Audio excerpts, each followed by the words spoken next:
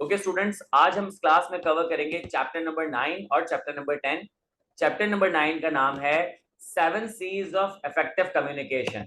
कि आपके पास ऐसे 7 C's मौजूद हैं कि जिनको अगर आप अपनी कम्युनिकेशन पे अप्लाई करते हो, आपकी कम्युनिकेशन इफेक्टिव हो जाएगी। अब वो चाहे आपकी रिटन कम्युनिकेशन हो, चाहे ओरल कम्युनिकेशन हो, कि अगर आप इन 7 C's का इस्तेमाल करते हो तो there is a high chance कि जिस इंटेंशन के साथ आपने मैसेज देना था, उसी इंटेंशन के साथ मैसेज पहुंचेगा। ना सिर्फ पहुंचेगा, सामने वाला बंदा उसी इंटेंट से समझेगा भी और फिर उसी इंटेंट से आपको फीडबैक भी देगा। तो 7 C's से क्या होता है, कंफ्यूजन खत्म हो जाती है, एम्बिग्विटी रिजॉल्व हो जाती है, या फिर लेट्स सपोज कोई बंदा इरिटेट नहीं हो रहा होता, ऑफेंसिव फील नहीं हो रहा होता, वेलकमिंग फील करता है, रिस्पॉन्स देने का उसका दिल करता है। फिर चैप्टर नंबर 10 जो है उसका नाम है इंटरपर्सनल वर्सेस इंट्रापर्सनल कम्युनिकेशन। कि यहाँ पे हम पढ़ेंगे कि जब आप कम्युनिकेट कर रहे होते हो विद इन, अपने आप से बात कर रहे होते हो, it is called intrapersonal communication. और फिर आप किसी और से बात कर रहे होते हो तो this is called interpersonal communication. Chapter number 9, chapter number 10 दोनों ही बहुत इंपॉर्टेंट है। कि मैंने आपको टाइम एंड अगेन बताया हुआ है कि चैप्टर नंबर 9 में से तो सवाल आएगा ही, चैप्टर नंबर 10 में से भी सवाल आएगा ही। अगर आज की इस क्लास को हम सक्सेसफुली कंप्लीट कर लेते हैं तो हम ऑलरेडी तकरीबन हम 30-35% कोर्स को रिवाइज कर चुके हैं। आज के बाद तकरीबन हमारा 55-60% कोर्स रिवाइज हो जाएगा। तो आज की क्लास है बहुत ज्यादा important. Let's begin.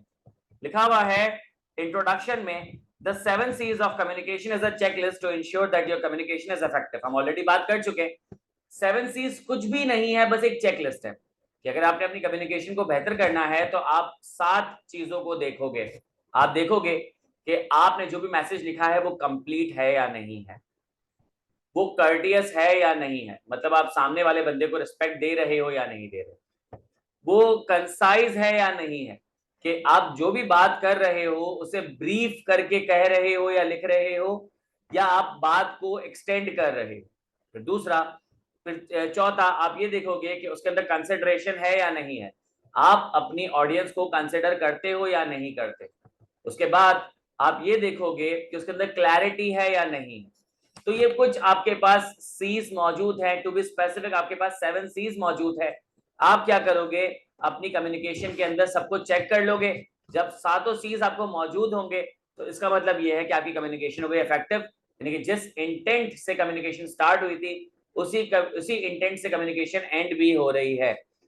We communicate with people every day, both work and in personal life. हम जब काम कर रहे होते हैं तब भी कम्युनिकेट करते हैं, पर्सनल लाइफ में भी कम्युनिकेट करते हैं। We communicate through several different methods. हम फेस टू फेस भी बात करते हैं, टेलीफोन के थ्रू बात करते हैं, ईमेल के थ्रू बात करते हैं, इंस्टेंट मैसेंजर्स के थ्रू बात करते हैं, लेटर्स, रिपोर्ट्स, मीटिंग्स, प्रेजेंटेशन, इसके अलावा और भी बहुत सारे तरीकेकार होते हैं। तो इंश्योर कि आपको सही रिजल्ट मिले, आपने क्या करना है, 7 C's को इम्प्लीमेंट करना है। 7 C's आपके पास ये रहे। मैंने आपको जब चैप्टर नंबर 1 पढ़ाया था, याद करो, तो वहां पे मैंने आपको 7 C's की जगह 9 C's बताए थे और कहा था कि इसमें से 2 C's 7 C's का पार्ट नहीं है। एक है आपके पास कोहेरेंस, यानी कि आप लॉजिकल सीक्वेंस में बात कर रहे होते हो, और फिर एक आपके पास है कंसिस्टेंसी, यानी कि जो भी आप बात कर रहे होते हो वो क्या होती है, यूनिफॉर्म होती है, वो कंसिस्टेंट होती है, वो ब्रांडेड होती है, वो एक जैसी होती है। कि पहले आप कुछ और बात कर रहे हो, दूसरी आप कुछ और बात कर रहे हो। कि एक सियासतदान हुआ करता था, रहमान मलिक, सही है, कि लोग उसके बारे में कहते थे कि वो जो है ऑरेंजेस को एप्पल, एप्पल को ऑरेंजेस कह रहा होता है। तो उसका मतलब यह है कि उसकी कम्युनिकेशन के अंदर कंसिस्टेंसी नहीं थी। तो कंसिस्टेंसी होना बहुत जरूरी होता है। लेकिन सर ये हमने 7 C's का पार्ट में इन दोनों को क्यों नहीं रखा, क्योंकि जो 7 C's है ना, उनके अंदर कंसिस्टेंसी भी आ जाती है, एम्बेडेड है, और कोहेरेंस भी आ जाती है, एम्बेडेड है। तो देखते हैं कि सर इन 7 C's के अंदर कंसिस्टेंसी किसके अंदर है और कोहेरेंस किसके अंदर है। So let's begin. सबसे पहले आपके पास ये ब्रीफ फॉर्म में लिखा हुआ है, इसको रीड कर लीजिएगा कि अगर आपको एक क्विकेस्ट वे में 7 C's पढ़ने हो तो खैर यहाँ पे आपके पास सबसे ब्रीफ फॉर्म तो यहाँ मौजूद है कि आप एक एक वर्ड में, एक एक सेंटेंस में एक एक सी को समझ सकते हो। क्लैरिटी का मतलब क्या है कि चीजों को सिंपल रखो, इजी टू अंडरस्टैंड रखो, स्ट्रेट फॉरवर्ड रखो। कंसाइजनेस का मतलब क्या है कि अननेसेसरी वर्डी एक्सप्रेशंस का इस्तेमाल नहीं करो, कीप थिंग्स शॉर्ट। करेक्टनेस का मतलब ये होता है कि आपकी जो लैंग्वेज है वो भी करेक्ट हो, आपका एक्सप्रेशन भी करेक्ट हो, साथ ही साथ ग्रामर भी करेक्ट हो और चॉइस ऑफ वर्ड भी आपका करेक्ट हो। कंप्लीटनेस का मतलब है you show a complete picture, आधी अधूरी बात नहीं करोगे। कोहेरेंस का मतलब होता है लॉजिकल सीक्वेंस के साथ बात करोगे कि लेट्स सपोज पहले पहले जो है बात ये करने की है, फिर बात ये करने की है, फिर बात ये करने की है। अगर आप पहले ये बात कर दोगे तो सामने वाला बंदा कंफ्यूज हो जाएगा। कंसिडरेशन का मतलब ये है कि ऑडियंस को इंपॉर्टेंट फील कराओ, उन्हें कंसिडरेशन शो करो। सही। कर्टेसी का मतलब है कि रिस्पेक्ट शो करो। कंक्रीटनेस का मतलब ये होता है कि वो बात करो जिसका एक ही मतलब हो। आप वो बात करोगे जिसके 10 मतलब होते हैं, सामने वाला बंदा कंफ्यूज हो जाएगा, क्रेडिबिलिटी लूज कर जाओगे। कंसिस्टेंसी का मतलब ये होता है कि आपने जो पहले बातें की हैं, अभी जो बात कर रहे हैं उसके अंदर कंसिस्टेंसी होनी चाहिए, वरना लोगों का ट्रस्ट लूज कर जाओगे। सही है। 7 C's ऑफ इफेक्टिव कम्युनिकेशन में अगर डिटेल में आ जाएं तो ये आपके पास पूछा जाता है। अगर आपसे पूछा जाए 7 C's में क्या पूछा जाता है, आपसे पूछा जा सकता है भाई कंप्लीटनेस पे शॉर्ट नोट दे दो। सही है। या कंसिडरेशन पे शॉर्ट नोट दे दो, या लेट सपोज आप लिख लो शॉर्ट नोट ऑन कंसाइजनेस, ऐसा आ सकता है सवाल। या ये आपके पास सवाल आ सकता है कि भाई कंप्लीटनेस के कैरेक्टरिस्टिक्स बता दो, या कंसिडरेशन के कैरेक्टरिस्टिक्स बता दो, क्लैरिटी के कैरेक्टरिस्टिक्स बता दो। कुछ भी आपके पास सवाल आ सकता है, आपने इसको सॉल्व करना है। आई बिलीव कि जितने पास पेपर्स मैंने देखे 9, उसमें कंप्लीटनेस नहीं पूछा गया है, बट अगेन कि ये पिफा है, ये कोई इंटरमीडिएट नहीं है, आपसे बीच में कहीं पे भी सवाल पूछा जा सकता है, तो कंप्लीटनेस पढ़ लेना। कंप्लीटनेस की डिक्शनरी मीनिंग क्या है कि having all the necessary and appropriate parts. Completeness का मतलब ये होता है कि अब आपके पास सारी नेसेसरी चीजें मौजूद हो ना, the keyword is necessary. Completeness की डेफिनेशन कब कंप्लीट होती है, जब आपके पास सारे रिक्वायर्ड चीजें मौजूद। अगर आपके पास रिक्वायर्ड चीजें मौजूद नहीं है, एक्स्ट्रा चीजें मौजूद ना, तो वो कंप्लीटनेस की डेफिनेशन में नहीं आएगा। कम्युनिकेशन में बात करें तो कम्युनिकेशन लिखा हुआ है कि include all the necessary information to achieve the desired response. अगर तुमने कुछ कम्युनिकेट करना है और अगर तुम्हें डिजायर्ड रिस्पॉन्स चाहिए, तो what you have to do is to include all the necessary things that you are going to communicate. आप अगर कोई चीज कम्युनिकेट करना चाह रहे हो और डिजायर्ड रिजल्ट चाह रहे हो ना, तो आप क्या करो कि सारी चीजें डाल दो। लेट सपोज अगर मैं आपसे कह रहा हूं कि भाई पिफा कर लो, और पिफा के बारे में ना मैंने आपको बेनिफिट्स बताया, ना मैंने आपको ड्रॉबैक्स बताए, कंप्लीट इन्फॉर्मेशन नहीं दी, आप मुझसे अगला सवाल पता क्या पूछोगे? सर पिफा करने के बेनिफिट्स क्या हैं? तो मुझे मेरा डिजायर्ड रिस्पॉन्स नहीं मिला, मुझे मिला एक सवाल, मैंने उसका जवाब दिया। आपने मुझसे सवाल पूछा कि सर इसके ड्रॉबैक्स क्या हैं, मुझे मेरा डिजायर्ड रिस्पॉन्स नहीं मिला, मुझे मिला सवाल, मैंने आपको उसका भी जवाब दे दिया। उसके बाद आपने मुझसे पूछा सर इसके एलिजिबिलिटी क्राइटेरिया क्या है, मैं कब पिफा स्टार्ट कर सकता हूँ। अगेन मुझे जवाब नहीं मिला, डिजायर्ड रिस्पॉन्स नहीं मिला, मुझे मिला सवाल। कि जितनी बार भी मुझे मिलता है वो मिलता है सवाल, क्योंकि मैंने कंप्लीट इन्फॉर्मेशन नहीं दी थी। मैं कंप्लीट इन्फॉर्मेशन दे देता, भाई ये पिफा है, ये क्वालिफिकेशन ये है, ये इसके साथ एफिलिएटेड है, इसके ये बेनिफिट्स है, इसके ये ड्रॉबैक्स है, इसमें जब आप पिफा कर लेते हो तो किस किस प्रोफेशनल क्वालिफिकेशन आपको एग्जामिशन मिल जाती है, इसका करियर प्रोस्पेक्ट क्या है, इसके अलावा इसकी जॉब मार्केट क्या है, अब्रॉड में क्या स्कोप है, इसका एलिजिबिलिटी क्राइटेरिया ये है, इतने पेपर्स होते हैं, इतने लेवल्स होते हैं, ये फीस स्ट्रक्चर है। जब मैं आपको 360 इन्फॉर्मेशन दे दूंगा ना, तो आप पता क्या पूछोगे कि सर पहली क्लास कब है। तो ये डिजायर्ड रिस्पॉन्स है कि सर मैं समझ गया, मुझे एडमिशन लेना है, बताएं कहाँ साइन करूं। तो ये जो है डिजायर्ड रिस्पॉन्स है। ठीक है। It should convey all the facts that receiver requires and consider their mindset. तो सबसे बेहतरीन अप्रोच ये होती है कि आप WH क्वेश्चंस के सवालात दे दें, तो आपको कंप्लीट इंफॉर्मेशन मिल जाएगी। लेट सपोज अगर मैं एक कंटेंट बना रहा हूं पिफा पे, तो मुझे जितने भी पॉसिबल WH क्वेश्चंस हो सकते हैं ना, where, when, who, what, why and how, तो अगर मैं इन WH क्वेश्चंस के जवाब दे दूंगा ना कि बच्चा मुझसे व्हाट से रिलेटेड क्या क्या सवाल पूछ सकता है, हु से related, when, where, why, how, तो मैं सबके सवाल के जवाब दे दूंगा ना, तो बच्चे को कंप्लीट इन्फॉर्मेशन मिल जाएगी, फिर शायद वो कोई सवाल पूछे ही नहीं। सही है। फिर ये कैरेक्टरिस्टिक्स की बात करें, मैंने पूछा ना कैरेक्टरिस्टिक्स भी पूछ सकता है, सवाल आ सकता है right short note on completeness, तो आप ये पूरा लिख लो। सवाल आता है भाई इसके फीचर्स बता दो, तो आप सिर्फ ये फीचर्स लिखोगे। या ये भी सवाल आ सकता है कि एग्जाम्पल दे दो, तो ये भी आपके पास इलस्ट्रेशन मौजूद है। तो complete communication will demonstrate the following features, कि कंप्लीटनेस के लिए ये फीचर होने चाहिए कि it provides all necessary information. देखो अगेन कीवर्ड क्या है, नेसेसरी इंफॉर्मेशन। सारी इंफॉर्मेशन दे देना इज नॉट कंप्लीटनेस। यहाँ पे आपकी ऑडियंस इरिटेट हो सकती है कि ये तो एक्स्ट्रा इन्फॉर्मेशन दे रहा है। यहाँ पे आप सारी इंफॉर्मेशन दे दो जो कि जरूरी है, ठीक है, ताकि रिसीवर को अपनी इंटरप्रिटेशन के लिए सारी इंफॉर्मेशन मिल जाए। सही है। फिर लिखा हुआ है complete communication develops and enhances reputation of the organization and helps build goodwill. अगर आपकी ऑर्गेनाइजेशन कंप्लीट इंफॉर्मेशन देने पे बिलीव करती है, कंप्लीट इंफॉर्मेशन देती है, तो उसका सबसे बड़ा फायदा ये है कि people start trusting the organization. तो उनको पता चल जाएगा कि यार ये लोग सच बोलते हैं तभी पूरी बात करते हैं, कुछ छुपाते नहीं है। It addresses all the questions previously raised. इसमें तमाम जो सवाल पीछे पूछे गए, जो पूछे जा रहे हैं, जो पूछे जा सकते हैं, उनके जवाब दे दोगे तो ऑडियंस की कंफ्यूजन जो है खत्म हो जाएगी, कॉस्ट रिड्यूस हो जाती है। देखो कॉस्ट सिर्फ पैसों की कॉस्ट नहीं होती है, टाइम की और एफर्ट्स की भी कॉस्ट होती है। तो यहाँ पे आप कॉस्ट रिड्यूस कर लेते हो कि अगर एक बारी में ही पूरी बात कर लो, तो फिर जो बैक एंड फोर्थ सवाल जवाब इसमें जो टाइम जाया हो रहा होता है, पैसे जाया हो रहे हैं, एफर्ट जाया हो रही होती है, वो बच जाती है। सर पैसे कैसे जाया होते हैं? सोचो, मैं एक टीचर हूँ, मेरे पर आवर रेट है। अब लेट सपोज मेरा एक सेशन था 1 घंटे का, अब वो सवाल जवाब में 2 घंटे का हो गया, तो अगर मेरे पर आवर रेट 5,000 रुपए के थे, तो दूसरा घंटा जो मैं सवाल जवाब में गुजार चुका हूँ, तो वहां स्ट्रेट मुझे 5,000 का नुकसान हो गया। तो यहाँ पे कॉस्ट आपके टाइम की भी लग रही है, पैसों की भी लग रही है, और एफर्ट्स की भी लग रही है। A complete message is more likely to persuade the recipient. Complete message क्या करेगा? अब रेसिपिएंट को परसुएट करेगा कि भाई जो डिजायर्ड रिस्पॉन्स है ना वो दो, मजीद सवाल पूछने की जरूरत नहीं है। सही है। कंप्लीट इंफॉर्मेशन से रेसिपिएंट क्या कर सकता है? सीधा सीधा डिसीजन मेकिंग कर सकता है, उसके पास अब तमाम चीजें मौजूद है, all he needs to do is to take a decision. सही है। यहाँ पे हाजरा ने लैला को एक ईमेल की है, लिखा भाई send a copy of the report when convenient. Hajra ने कहा कि भाई जब भी पॉसिबल हो मुझे रिपोर्ट भेज देना। कौन सी रिपोर्ट? कब भेजूं? कैसे भेजूं? कहां भेजूं? क्यों भेजूं?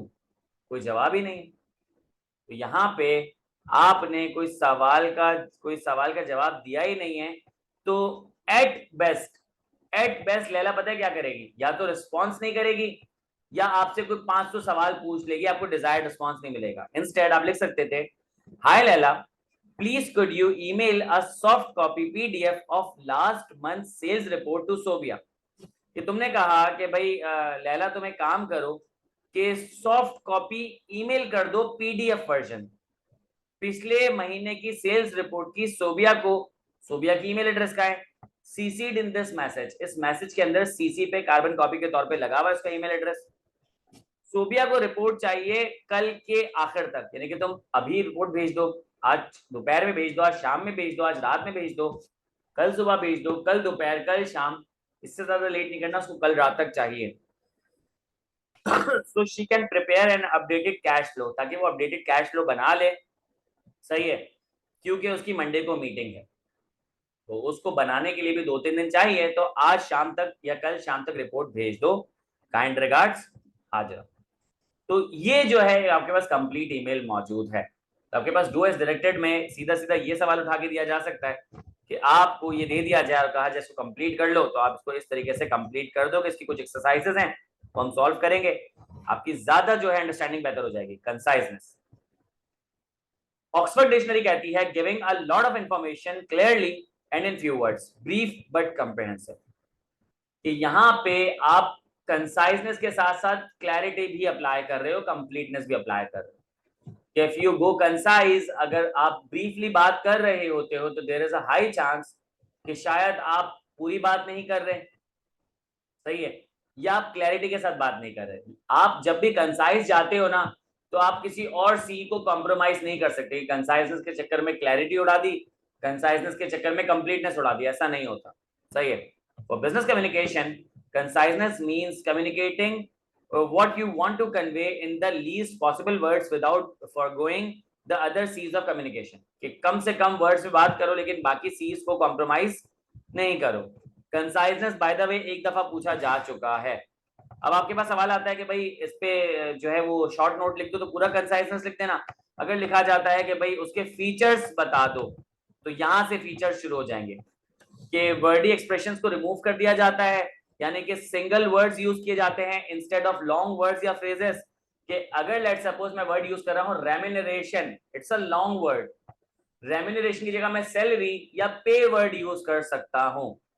इंस्टेड रेम्यूनरेशन जो बड़ा वर्ड है, लॉन्ग वर्ड है, मैं उसकी जगह शॉर्ट वर्ड यूज कर सकता हूं।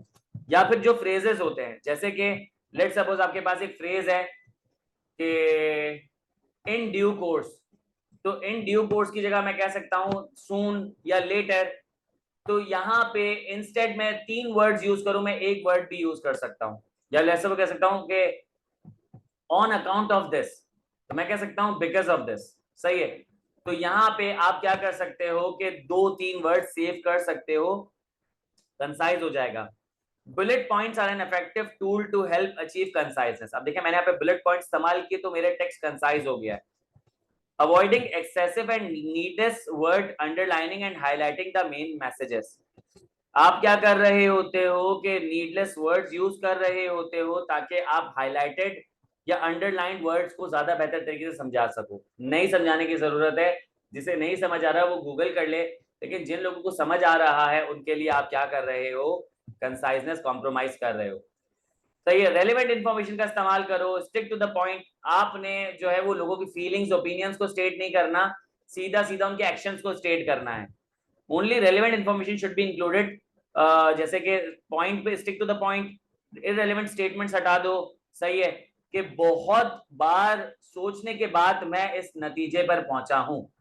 आपने ये सब नहीं लिखना, आप सीधा सीधा बता दो क्या नतीजे पर पहुंचे।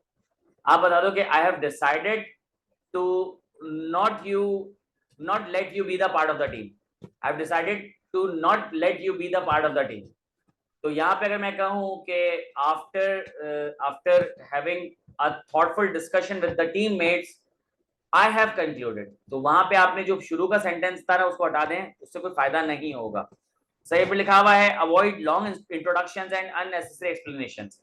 फजूल का लंबा चौड़ा इंट्रोडक्शन या अननेसेसरी एक्सप्लेनेशन लगाने की जरूरत नहीं है, रेलेवेंसी खत्म हो जाती है, इररेलेवेंट हो जाता है। वर्ड्स को या आइडियाज को रिपीट करने की जरूरत नहीं है। तो रेपिटेशन गुनाह कबीरा है। सही है। और साथ ही साथ इररेलेवेंट इंफॉर्मेशन डालना भी गुनाह है। सही है। Put action in the verb. For example let's suppose यहाँ पे आप क्या कर रहे हो कि वर्ब को आप पैसिवली यूज कर रहे हो, एक्टिवली यूज नहीं कर रहे। ये मैंने कहा कि let's make use of this time and pass the paper. सीधा सीधा कह सकता हूं let's use this time and pass the paper. अब मेक ऑफ हट गया। सही है। मैंने कहा it is our hope that, या स्टेट में कह सकता हूं वी होप दैट। मैंने कहा it is our hope that we will pass this paper in this attempt. मैं कह सकता हूं we hope that we pass this paper in this attempt. X is an indication for Y. Instead आप कह लो X indicates that Y. मैं कह रहा हूं your preparation indicates that you will pass the paper. Sorry, your preparation is an indication that you will pass the paper. मैं कह सकता हूँ your preparation indicates that you will pass the paper. तो आप क्या कर सकते हो कि आप जो एक्शन, जो आपके पास verbs passively यूज हो रहे हैं, आप उसको एक्टिवली यूज कर सकते हो। फिर यहाँ पे और फीचर्स भी लिखे हुए हैं कि अननेसेसरी रिपीटेशन को अवॉइड करना चाहिए।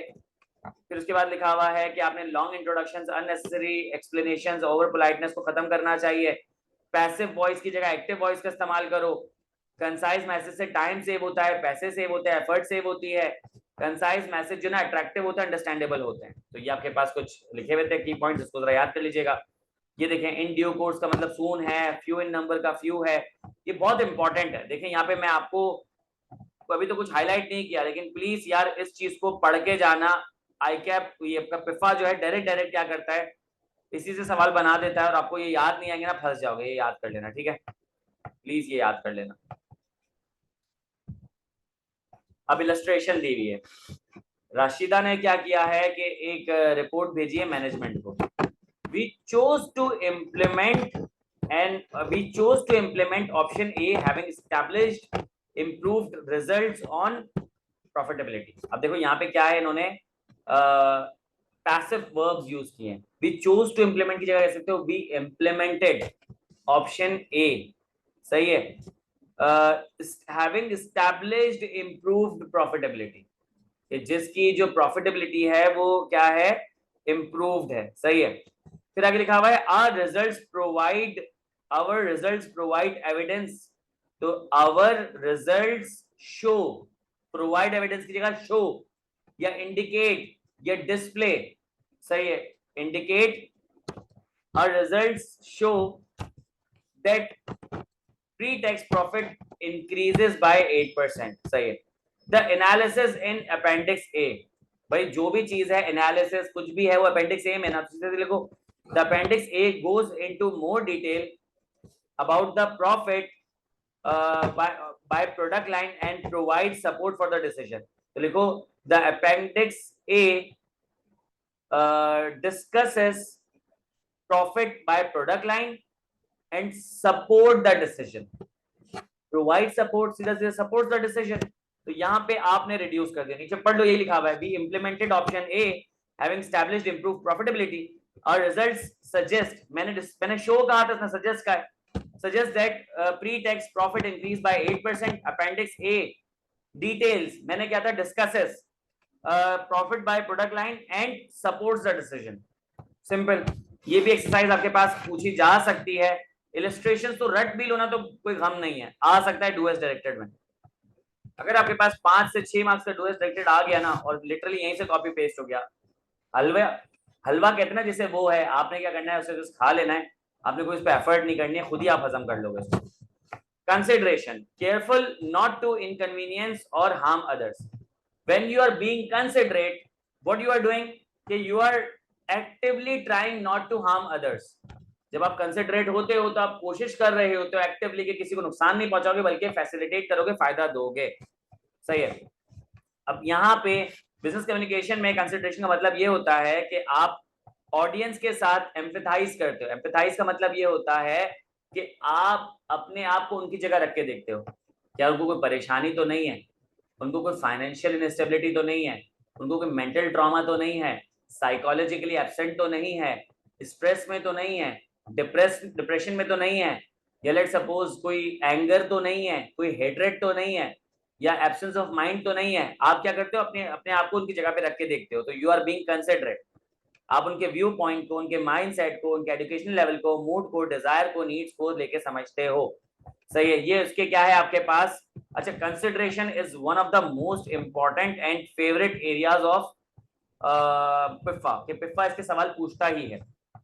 फिर यहाँ पे आपके पास जो है वो लिखा हुआ है कि कब आप कंसिडरेट होते हो, तो आप कौन कौन सी चीजों को माइंड में रखते हो। तो अगेन फीचर्स आ गए कि व्हाट डू दे नीड, क्या मतलब ऑडियंस को क्या चाहिए, what emotions might they currently be feeling, कि उनको क्या चाहिए तो मैं वो दूंगा जो उनको चाहिए, सही। दूसरा, कि उनकी फीलिंग्स क्या है, तो मुझे उनकी फीलिंग को माइंड में रखना पड़ेगा कि शायद उन्हें पता ही नहीं है उनको क्या चाहिए, तो आप उनका इंटरेस्ट डेवलप करोगे, उनकी नीड उनको बताओगे, फिर आप वो चीज बताओगे, सही है। What emotions might your message generate, ऐसा ना हो कि लेट सपोज अगर वो एक सोच के साथ बैठे हुए, आप क्या करो कि उनकी सोच को बदल दो, अपनी नेगेटिविटी की तरफ ले जाओ अपनी कम्युनिकेशन के थ्रू, तो कोशिश करो कि हार्म कोई क्रिएट ना करो।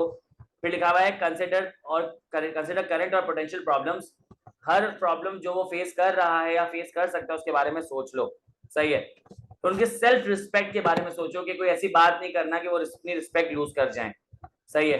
फिर आपके पास ये बहुत इंपॉर्टेंट एरिया है, ये मल्टीपल टाइम पूछा जा चुका है, भाई यू अप्रोच क्या होती है।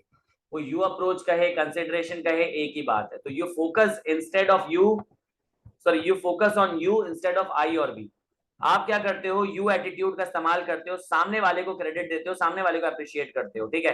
तो ये आपने करना है, सही है। जरा मैं इसको पहले मार्क कर दूं फिर मैं इसको। अब ये जो है बहुत इंपॉर्टेंट है, तो प्लीज इसे सबको रीड कर लीजिएगा, आपका ही फायदा हो जाएगा इससे। अभी आपके पास एग्जांपल है, ये लिटरली पेपर में पूछी जा चुकी है।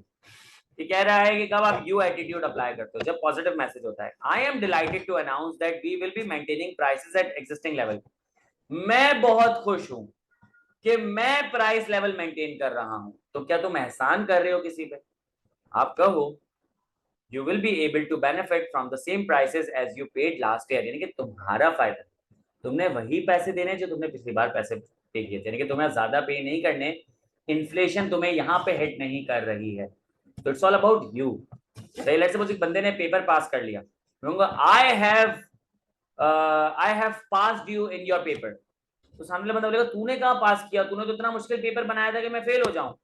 I passed my paper, तो ये होना चाहिए था congratulations that you passed your paper, congratulations that you are promoted. सही है, तो यहाँ पे congratulations for your promotion, कि आप प्रमोट हुए हो, आपकी मेहनत थी, आप डिजर्व करते थे. अगर मैं कहूँ congratulations I have promoted you, तो आपने उसकी प्रमोशन पे पानी फेर दिया. ठीक है, तो यहाँ पे आपका यू एटीट्यूड होना चाहिए, लेकिन कभी कभी नेगेटिव मैसेज होता है, उसमें यू मत लगाओ. लेट सपोज आपको कोई ईमेल नहीं मिली, तो क्या you did not send me the email, नहीं, ये कह सकते हो कि I did not receive the email.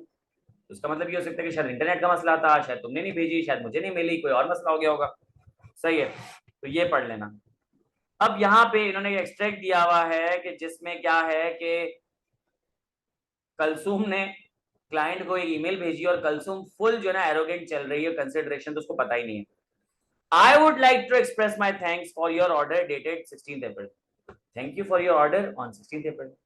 मैं तुम्हें थैंक यू कहना चाहता हूं. तुम कौन हो भाई? सही है. We have now executed the order. कि हमने तुम्हारा ऑर्डर चला दिया. Your order has been executed.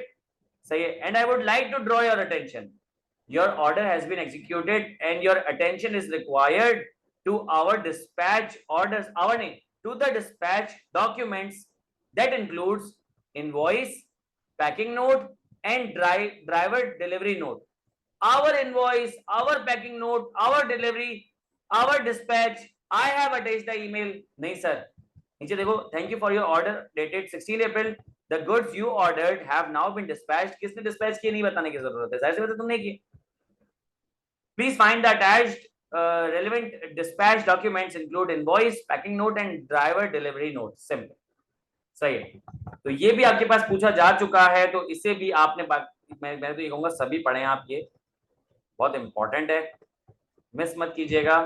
अच्छा खासा जो हाथ का पेपर है ना वो आगे पीछे ना हो जाए, पढ़ लीजिए. आगे बढ़ते हैं.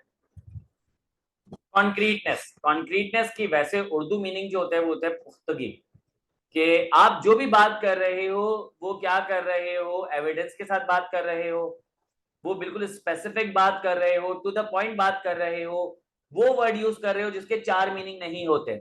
आप वो वर्ड यूज करो जिसका एक ही मीनिंग होता है, ताकि सामने वाला बंदा आप पे ट्रस्ट शो करे, क्रेडिबिलिटी आपकी बढ़ जाए. Concrete business communication means being particular. आप पर्टिकुलर स्पेसिफिक बात कर रहे हो तो क्लियर. आप वो बात कर रहे हो जो कंफ्यूजिंग नहीं होती है. विविड. विविड का मतलब होता है as clear as reality. Let's suppose मेरे सामने जो चीजें रखी हुई हैं दे आर रियलिटी. अगर आप कोई ऐसी बात कर रहे हो कि एक बंदा माइंड में विजुअलाइज करे और उसे पता चल जाए कि ये इतनी सच्ची बात है कि इसका कोई दूसरा मीनिंग नहीं हो सकता. एक्सप्लिसिट का मतलब होता है खुला हुआ. सही है. स्पेसिफिक यानी कि टू द पॉइंट आप बात करोगे. अगर आप जेनेरिक, वेग, वेग का मतलब होता है धुंधला. ऑब्सक्योर, ऑब्सक्योर का मतलब होता है जो नजर ना आ रहा हो. अगर आप ऐसी बातें करोगे ना तो इसका मतलब ये है कि सामने आपको रिस्पॉन्स नहीं मिलेगा, या आपको वैसे ही सूखा सड़ा धुंधला रिस्पॉन्स मिल जाएगा. इसके भी कुछ कैरेक्टरिस्टिक्स है, जैसे कि आप क्या करो, आप प्रिसाइज स्टेटमेंट्स का इस्तेमाल करो, स्पेसिफिक स्टेटमेंट का इस्तेमाल करो. आप क्या करो, जो है वीक वर्ड्स का इस्तेमाल नहीं करो. लेट सपोज दोस्त ने पूछा कब आ रहे हो, थोड़ी देर में. अब दोस्त के माइंड में थोड़ी देर का मतलब है 15 मिनट. 15 मिनट वेट कर लिया, नहीं आए, तो उसमें शायद आधा घंटे का मतलब होगा. आधा घंटा हो गया नहीं आए, तो उसमें शायद 45 मिनट्स नहीं आए. 1 घंटा उसने मैसेज डाला, कोई रिप्लाई नहीं आया. अब आ रहे हो 6 घंटे के बाद, तो बोलेगा तुम्हारा थोड़ी देर खत्म हो गया. तो थोड़ी देर कोई स्पेसिफिक वर्ड नहीं है. आप कह दो मैं 6 घंटे में आ रहा हूँ, आप कह दो मैं कल आऊंगा, आप कह दो कल दोपहर 2 बजे आऊंगा, आप कह दो कि आज 1:55 पे मैं आपके पास मौजूद हूँ, मजीद 1 मिनट लेट नहीं करूंगा, जल्दी ही आ जाऊंगा. तो आपको पता है कि यार 1:55 या जल्दी.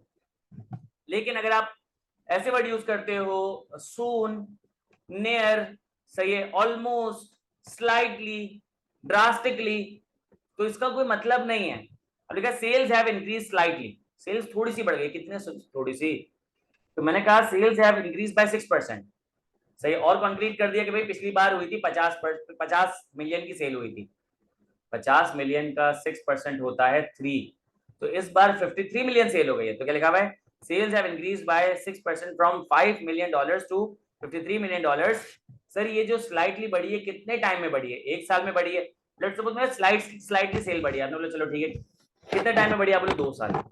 तो 2 साल में 50 मिलियन से 53 मिलियन बहुत कचरा है. तो आप ड्यूरेशन बताओ in the first 6 months of the year. कि शुरू के 6 महीने में 3% बढ़ी थी, अब आपको अगर आगे की 6 महीने की जाननी तो आपने वेट करना पड़ेगा। तो यहाँ पे आपने वेग वर्ड्स को अवॉइड करना है, इसको भी रट लेना, ये पूरा ही बाय द वे रटो। एग्जाम्पल भी ये भी पूछी जा चुकी है और ये वर्ड्स भी आ रहे होते हैं। लेट्स सपोज अगर आपके पास आ रहा है a few, तो आप कह सकते हो a few का कह सकते हो 3 या 2 यूनिट्स या 3 kg, सही है। सेवरल, सेवरल मल्टीपल का आप क्या, सेवरल या मल्टीपल का आप कह सकते हो कि लेट्स सपोज 3 स्टूडेंट्स, सही है, या 3 बॉक्सेस, स्लाइटली भाई 6%, या आपके पास 2 यूनिट्स, सही है। सून तो आप कह सकते हो 2 मिनट्स या 1 आवर या 1 डे, सही है। ऑलमोस्ट यानी कि 90%, 95%, कुछ भी आप कह सकते हो।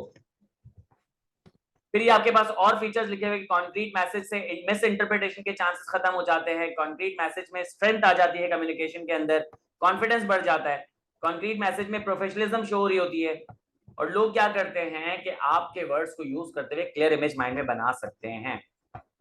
ये भी आपके पास एक इंपॉर्टेंट एग्जांपल है, प्लीज इसे रीड कर लेना। क्या आपने कहा कि भाई हमारा प्रॉफिट बढ़ गया है सिग्निफिकेंटली, भाई कितना? तो मैंने अगर यूज करता कि हमारा प्रॉफिट जो है वो ट्रिपल हो गया है, सही है। तो ट्रिपल्ड किसी भी मुझे समझ नहीं आएगा, तो मैं कहूंगा कि हमारा जो प्रॉफिट है वो ट्रिपल्ड हो गया है, जो तुमने फोरकास्ट किया था उससे 120%। उसका मतलब है कि मेरे माइंड में फोरकास्ट की इमेज आ जाएगी। 120% को मैं डिवाइड बाय 3 करता हूं तो 40% कहता हूँ। यानी कि एक बंदे ने फोरकास्ट किया था कि 40% सेल्स इंक्रीज होगी, प्रॉफिट इंक्रीज होगा, यहाँ पे 120% हो गया। तो यहाँ पे मैं फोरकास्टिंग को क्या कर सका, विजुअलाइज कर सका, क्योंकि मैं क्या कर रहा हूँ, कॉन्क्रीट लैंग्वेज का इस्तेमाल कर रहा हूँ।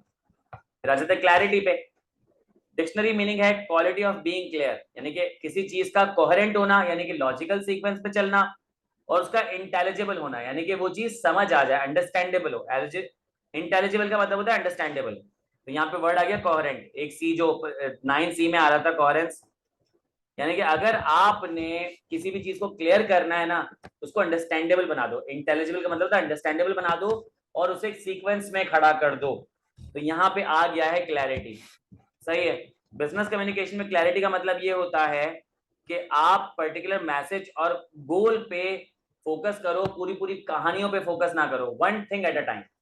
क्लैरिटी के लिए one thing at a time. अब अगर आप पहली बात करो तो पहली को फोकस करके उसको कंप्लीट करो, फिर दूसरी बात पर आओ। आपने पहली बात कंप्लीट नहीं की, दूसरी पे आ गए, दूसरी कंप्लीट नहीं की, पांचवी पे चले गए, पांचवी कंप्लीट नहीं की तो याद आया तीसरी पे आना था, तीसरी कंप्लीट नहीं की आपको याद आया चौथी रह गई है, चौथी कंप्लीट किया, 10 वाली बात बहुत इंपॉर्टेंट है। तो आपने यहाँ पे कोहेरेंस भी जो है खराब कर दी और इंटेलिजिबिलिटी भी खराब कर दी, सही है। तो यहाँ पे लिखा हुआ है कि क्लैरिटी होनी चाहिए थॉट्स की और आइडियाज की, क्योंकि अगर आपके माइंड में कम्युनिकेशन क्लियर होगी तो वो ऑन पेपर भी या फिर जो आप बोल रहे हो उसमें भी क्लैरिटी आ जाएगी।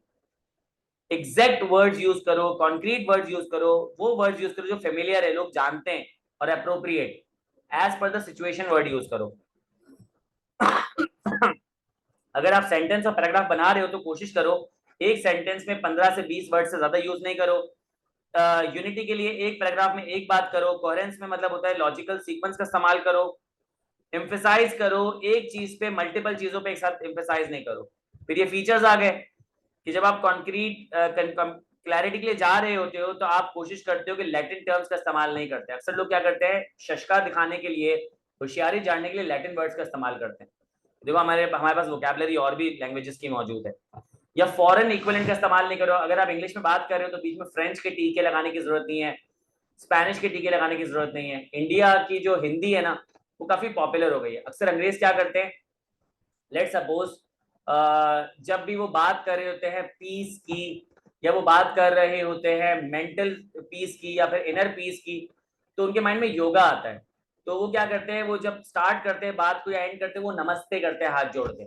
तो यहाँ पे अगर लेट सपोज किसी को हिंदी नहीं आती होगी तो उसको नमस्ते का मतलब नहीं पता होगा, तो फजूल में आप अपनी लैंग्वेज के अंदर किसी और के, लेट सपोज अक्सर लोग नहीं क्या नाम है, बात करते करते जो है वो जब गुड बाय कर रहे होते तो शक्का मारते बोलते हैं हasta la vista, सही, इस तरीके से, सायोनारा, सही है, या फिर शेशे, इस तरीके के वर्ड यूज कर रहे होते तो किसी को नहीं पता होगा तो समझेगा पता नहीं एक पागल हो गया, एलियन लैंग्वेज बोल रहा है। तो आप ये वर्ड इस्तेमाल नहीं करो। तो ये आपके पास डब्बा बहुत इंपॉर्टेंट है। तो यहाँ पे आपसे वर्ड आप याद रखें, पूछे जा सकते हैं कि आपको पता है एक सिंपल वर्ड मौजूद है जो क्लैरिटी ला सकता है, वो है आफ्टर। आप फिर भी सब्सिक्वेंट वर्ड यूज करोगे। अब किसी को सब्सिक्वेंट का मीनिंग नहीं पता होगा, फंस जाएगा।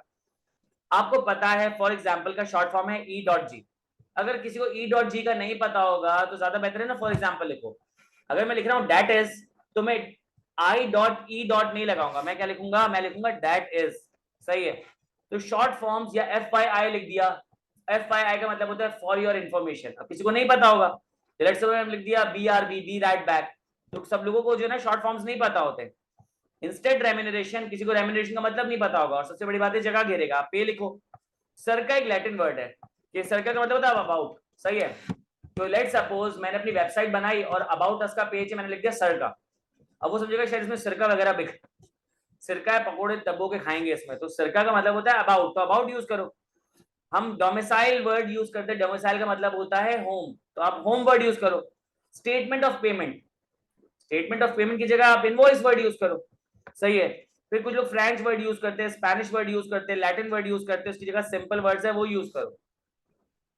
अब यहाँ पे इन्होंने एग्जांपल जो दी हुई ना, वो एग्जांपल दी हुई है कोहेरेंस की, कि आपके पास दो क्लॉजेस होते हैं। आपके पास दो क्लॉजेस होते हैं, एक आपके पास होता है मेन क्लॉज और एक आपके पास होता है सबऑर्डिनेट क्लॉज। मेन क्लॉज वो सेंटेंस होता है जो एक कंप्लीट सेंस दे रहा होता है। सबऑर्डिनेट क्लॉज वो सेंटेंस होता है जो कि कंप्लीट मीनिंग नहीं देता, उसको मेन क्लॉज की जरूरत पड़ती है। अगर सबऑर्डिनेट क्लॉज के साथ मेन क्लॉज नहीं है ना, तो उसका कोई सेंस नहीं बनेगा। जैसे लेट सपोज आपके पास एक सेंटेंस है कि I could not reach the destination due to heavy rain. I could not reach the destination एक सेंटेंस है, मेन क्लॉज है। ड्यू टू रेन आपके पास सबऑर्डिनेट क्लॉज। अब आप इस सेंटेंस को ऐसे यूज कर सकते हो कि due to rain comma I could not reach the destination, या आप कह सकते हो I could not reach the destination due to rain, due to heavy rain.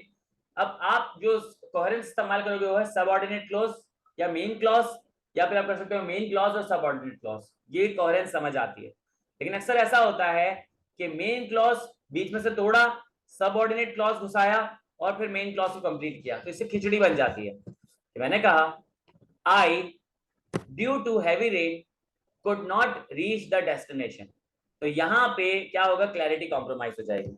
यहाँ पे मेन सेंटेंस आपके पास था cyber crime is increasing rapidly because of the widespread use of computers to store and process personal information.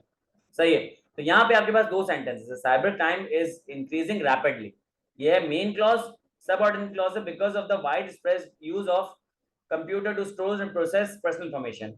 सही है। तो यहाँ पे इन्होंने ऊपर क्या लिखा हुआ है, गलत क्या लिखा हुआ है, cyber crime because of the widespread use of computer to store and process personal information is increasing rapidly. तो यहाँ पे कंफ्यूजन हो जाती है। बाय द वे ये भी पूछा गया है, उसको भी याद कर लेना। फिर आपके पास अगला जो है वो है कर्टेसी। कर्टेसी का मतलब ये होता है कि when you are showing politeness, जब आप सामने वाले को रिस्पेक्ट शो कर रहे होते हो, उसको रिस्पेक्ट शो कर रहे होते हो, उसकी उसकी इंटेलिजेंस को रिस्पेक्ट शो कर रहे होते हो, उसकी इंटेलिजेंस को क्वेश्चन नहीं करते, डिसरिस्पेक्ट नहीं करते, तो you are being courteous. Courtesy in business message implies that message should show sender's expression as well as respect the receiver and be considerate of their personality। कि यहाँ पे वो रिस्पेक्ट शो करे और वो कंसिडर करे उनकी पर्सनैलिटी को, वो इंथुजियाज्म शो करे बात करते हुए, पोलाइटनेस शो करे, जुडिशियस हो जाए, रिफ्लेक्टिव हो जाए। कि जब भी मैं बात कर रहा हूँ, लेट्स सपोज मैं आपसे बात कर रहा हूँ, मैं आपको ऐसे पढ़ा रहा हूँ, बिजनेस कम्युनिकेशन जो है उसमें कम्युनिकेट कर रहे होते हैं, और बिजनेस कम्युनिकेशन में जो है वो दो मेथड्स होते हैं, एक वर्बल होता है, एक नॉन वर्बल होता है। वर्बल में ओरल होता है, रिटन होता है, आप पढ़ लीजिएगा उसके बारे में। नॉन वर्बल कम्युनिकेशन जो है उसमें क्या होता है कि बॉडी लैंग्वेज होती है और फेशियल एक्सप्रेशन होते हैं, उसके बारे में आप रीड कर लीजिएगा। बाकी पास पेपर्स है उसमें ये पूछा जाता है, आप ढूंढ लीजिएगा। अब इस तरीके से बात करो ना, इसका मतलब है कि आई एम नॉट शोइंग इंथुजियाज्म, कि मुझे खुशी ही नहीं है आपको पढ़ाने की, इंटरेस्ट ही नहीं है पढ़ाने का, तो आप बोलोगे सर आपको पैसे क्यों दिए, ज्यादा बेहतर है मैं यूट्यूब से पढ़ लेता। तो यहाँ पे इंथुजियाज्म शो करोगे तो यू आर बीइंग कर्टियस। अगर मैं आपसे इंथुजियाज्म से बात नहीं कर रहा ना, तो I am not being courteous, तो मेरी कम्युनिकेशन कभी भी इफेक्टिव नहीं होगी। Courteous message will demonstrate the following, कभी भी कर्टियसली बात कर रहे होते हो तो उसके कुछ फीचर्स होते हैं। तो अगेन फीचर्स आ गए कि आप सिंसेरिटी के साथ बात करोगे, सही ईमानदारी से बात करोगे, टेक्टफुली बात करोगे, यानी कि आप केयरफुली बात करोगे, थॉटफुल का मतलब है सोच समझ के बात करोगे और अप्रिशिएट करोगे। आप वो एक्सप्रेशन यूज नहीं करोगे जो डिसरिस्पेक्ट कर रहे हो, जैसे क्लिशे बात नहीं करोगे। क्लिशे का मतलब होता है ओवर यूज करना। लेट सपोज मैं तुम्हारे लिए चांद तारे तोड़ ले आऊंगा, 5 करोड़ लोगों ने बोला होगा इंडिया की फिल्मों में, कोई किसी के लिए चांद तारे तोड़ के नहीं ला सकता। बॉस ने कहा तुम इस ऑर्गेनाइजेशन के लिए क्या कर सकते हो, बोला मैं जान भी दे सकता हूँ। तो आप जान नहीं दोगे, बॉस ने गन निकाल ली ना तो आप भाग जाओगे वहां से। सही है, तो ये क्लिशे है, क्लिशे वर्ड्स का इस्तेमाल नहीं करो कि लेट सपोज तेरे लिए तो टाइम ही टाइम मौजूद है, और बंदे ने बोला यार 5 मिनट कॉल पे बात हो सकती है, नहीं यार बिजी हूँ। तो इसका मतलब ये है कि आप क्लिशे वर्ड्स यूज नहीं करें, डिसरिस्पेक्ट कर रहा होता है। क्वेश्चनेबल ह्यूमर का इस्तेमाल नहीं करो कि लेट सपोज एक बंदा है, उसके अभी रिसेंटली उसके वाले साहब का इंतकाल हो गया है, और आप उसको जो है वो जो बेच रहे हो कि लेट सपोज एक आदमी जो है एक आदमी है, एक बच्चा है, उसका जो है वाले साहब का इंतकाल हुआ है कार एक्सीडेंट से, और आप उसको जो है 4 दिन के बाद जो बेच रहे हो कार एक्सीडेंट पे कि एक आदमी की जो है गाड़ी टकरा गई, वो शीशा तोड़ते हुए जाके दरख्त से टकरा गया, तो बताओ कि उसको कितने टाके आएंगे। तो मतलब इस तरीके का अगर आप ह्यूमर इस्तेमाल कर रहे हो ना, तो आप सामने वाले बंदे को डिसरिस्पेक्ट कर रहे हो, आप कर्टियस नहीं हो, you are not being polite. सही है, तो ये कुछ आपके पास होता है। फिर आप नॉन डिस्क्रिमिनेटिंग एक्सप्रेशन का इस्तेमाल करते हो। डिस्क्रिमिनेट करने का मतलब ये होता है कि आप जब बायसनेस शो कर रहे हो तो किसी जेंडर के लिए, कि आप मेल हो फीमेल को डिस्कार्ड कर रहे हो या वाइस वर्सा, या आप लेट सपोज जो है एक लैंग्वेज बोलते हो, लेट सपोज आप मेमन हो और आप नॉन मेमन की बेइज्जती कर रहे हो, या लेट सपोज अगर आप मुस्लिम्स हो, आप नॉन मुस्लिम्स को इंसल्ट कर रहे हो, आप लेट सपोज पाकिस्तानी हो, आप किसी और नेशनैलिटी को बुरा भला कह रहे हो, तो यू आर बीइंग डिस्क्रिमिनेटरी। तो नॉन डिस्क्रिमिनेटरी एक्सप्रेशंस का इस्तेमाल करो, अनबायस हो जाओ। सही है, सामने वाले बंदे के पॉइंट ऑफ व्यू को कंसिडर करो। सही है, सामने वाले बंदे को गलत नीचा दिखाने की कोशिश नहीं कर रहे हो, तो इसका मतलब है कि आप कर्टियस हो गए। लेट सपोज सामने वाले बंदे ने आपने सामने वाले बंदे को कोई चीज समझ नहीं आई, आप कह रहे हो कि I can not understand any of this confusing table, मैं इस कंफ्यूजिंग टेबल को समझ नहीं सकता, तो कह सकते हैं it is my understanding that this table may include these 3 things for better clarity. यार वैसे तो ये कंप्लीट है, बेहतरीन है, लेकिन अगर मैं 3 चीजें जोड़ दोगे और बेहतर हो जाएगा। सही है, you did not understand my message, तो सीधा सीधा कह सकते हो sorry that I that the point I was making was not clear, let me explain it in a different way। तो आप क्या कर सकते हो, सामने वाले से अपोलोजाइज कर सकते हो अगर आपको लग रहा है कि अगर आप किसी को पॉइंट आउट करोगे किसी चीज को तो वो बुरा मान जाएगा। करेक्टनेस, करेक्टनेस का मतलब होता है फ्री फ्रॉम एरर, फैक्ट और ट्रुथ। आप सच्ची बात करो, आप करेक्ट लैंग्वेज का इस्तेमाल करो, करेक्ट ग्रामर का इस्तेमाल करो, करेक्ट इंफॉर्मेशन का इस्तेमाल करो, और आप चॉइस ऑफ वर्ड को भी करेक्ट कर लो, तो इसका मतलब करेक्टनेस आ जाएगी। इसके भी कुछ फीचर्स हैं। एप्रोप्रिएट लैंग्वेज यूज करो सिचुएशन के हिसाब से, सिचुएशन के हिसाब से करेक्ट लैंग्वेज भी होती है। सही है, आप क्या करो कि करेक्ट वर्ड्स का इस्तेमाल करो। फिर फैक्ट्स फिगर्स और लैंग्वेज आपकी करेक्ट होनी चाहिए। नंबर्स को वेरीफाई कर लो, टोटल्स को डबल चेक कर लो, किसी इंडिपेंडेंट पर्सन से प्रूफ रीड करवा लो। सही से आप लोगों का कॉन्फिडेंस जो है बढ़ जाता है, इम्पैक्ट आ जाता है। सही है, अब यहाँ पे क्या है, इन्होंने ग्रामेटिकल एरर की हुई है। मोस्ट आउटलेट्स, इन्होंने अपोस्ट्रोफी एस लगाया, अपोस्ट्रोफी एस नहीं आता आउटलेट्स में, जो है वो सिर्फ एस आता है। ग्रो, पास की बात हो रही है तो इन्होंने ग्रो लिखा है, मैं ग्रो लिखना है। टू एक्सेप्ट, अब यहाँ पे कौन सा एक्सेप्ट है, किसी भी चीज को किसी चीज से एग्री कर जाना। यहाँ पे एक्सेप्ट का मतलब होता है अलावा, कि फैसलाबाद के अलावा, फैसलाबाद को फैसलाबाद, ऐसा लग रहा है कि कमेंट्री चल रही है। सही है, बिच, चुड़ैल, तो ये WHICH होता है। ठीक है, सी ड्रॉपिंग ऑफ 10%, तो आउटलेट्स की स्पेलिंग सही कर लो, ग्रू कर लो, एक्सेप्ट का सही वर्ड यूज करो, फैसलाबाद की स्पेलिंग सही कर लो, विच की स्पेलिंग सही कर लो। सही है, ड्रॉप 10%, डिक्लाइन ऑफ 10% कर लो, तो इससे आपका बेहतर हो जाएगा। तो यहाँ पे आपने अपनी कम्युनिकेशन को करेक्ट कर लिया। तो ये हमारे जो है वो 7 C's कंप्लीट हो चुके हैं।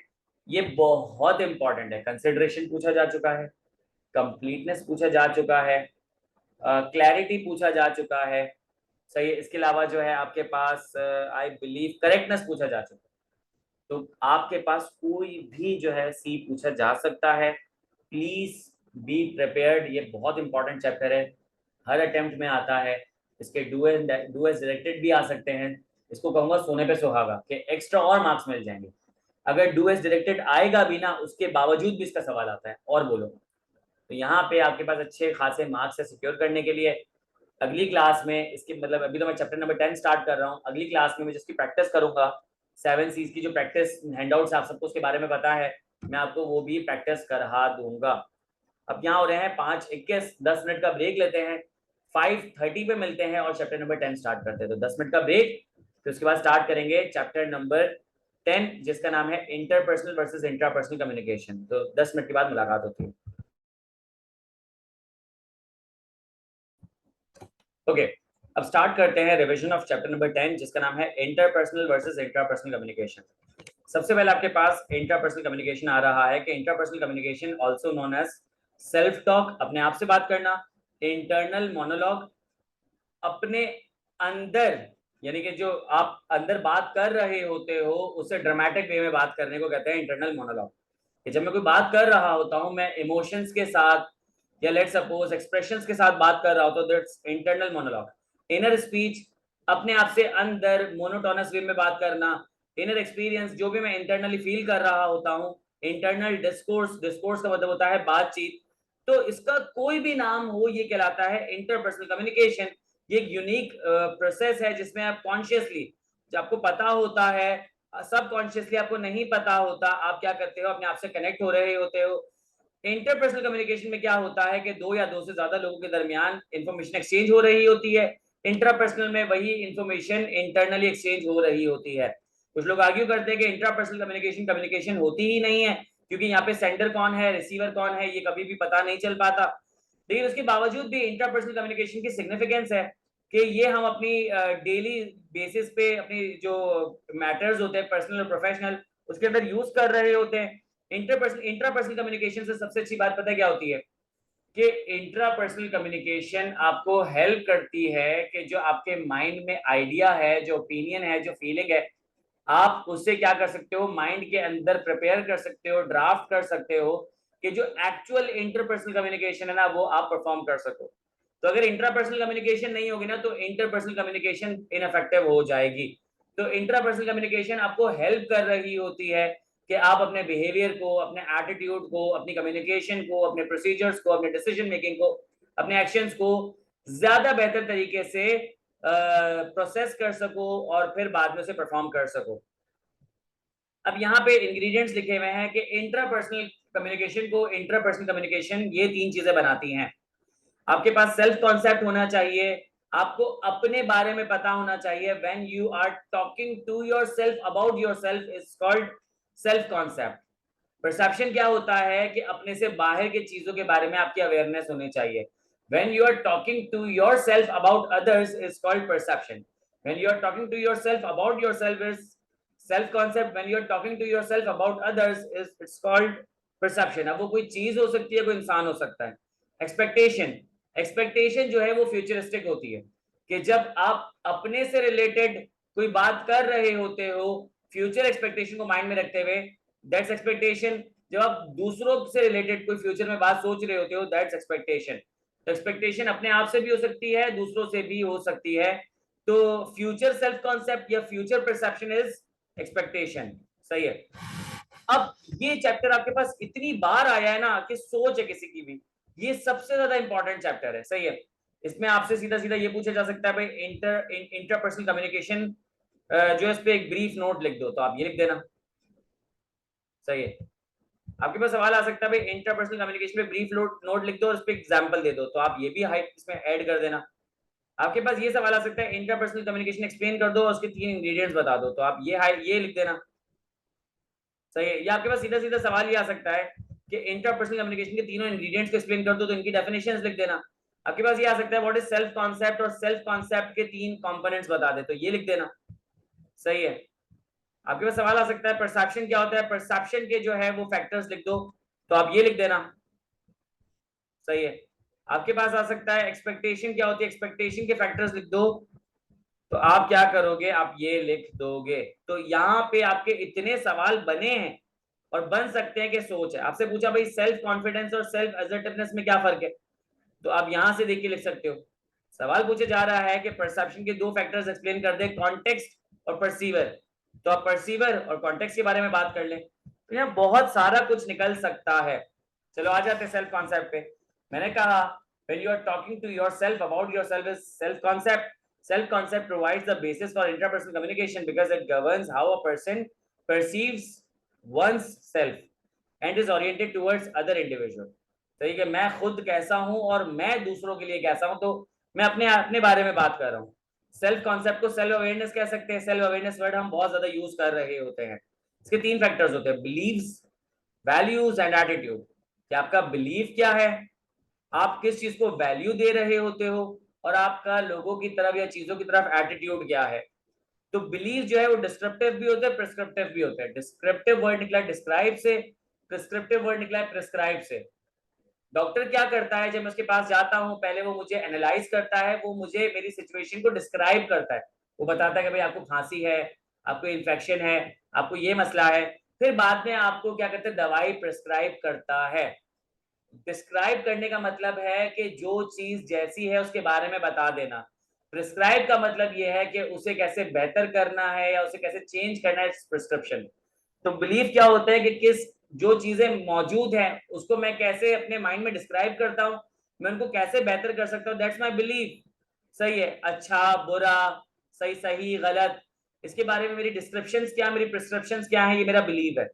वैल्यूज, वैल्यूज जो है वो डीप रूटेड मॉरल्स होते हैं कि मेरे लिए, मेरी नजर में जो चीजें इंपॉर्टेंट है या इनसिग्निफिकेंट है, या उनकी वैल्यू है या उनकी वैल्यू नहीं है, या मेरे लिए वो स्टैंडर्ड है या मेरे लिए स्टैंडर्ड नहीं है, मैं उनको आइडियल्स मानता हूँ, आइडियल्स नहीं मानता, ये मेरे वैल्यूज हैं. Attitude, who I am, how do I respond, how do I act and how do I react. तो ये एटीट्यूड में आ जाता है. तो ये इंपॉर्टेंट है, याद कर लीजिएगा. 3 किस्म के सेल्स होते हैं, ये भी पूछा जा सकता है, छोटा सा सवाल आ सकता है.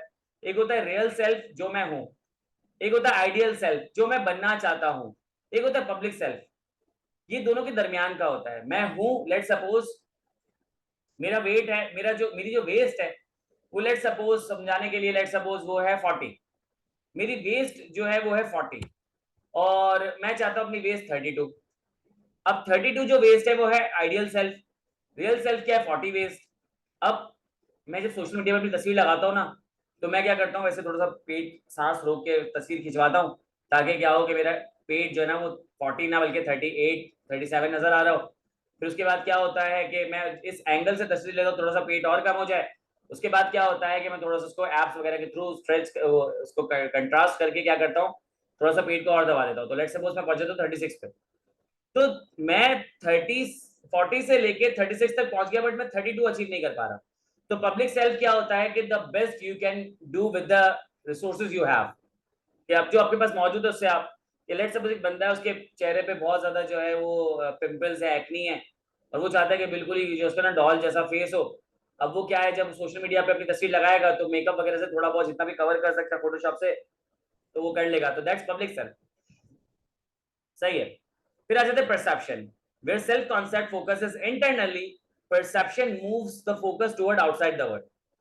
कोई एक्सटर्नल ऑब्जेक्ट है, कोई एक्सटर्नल ह्यूमन है, उसके बारे में जब आप बात करें तो दैट्स परसेप्शन. सही है. अब यहाँ पे कौन कौन से फैक्टर्स है जो कि परसेप्शन को इन्फ्लुएंस करते हैं, अफेक्ट कर रहे होते हैं. 3 चीजें.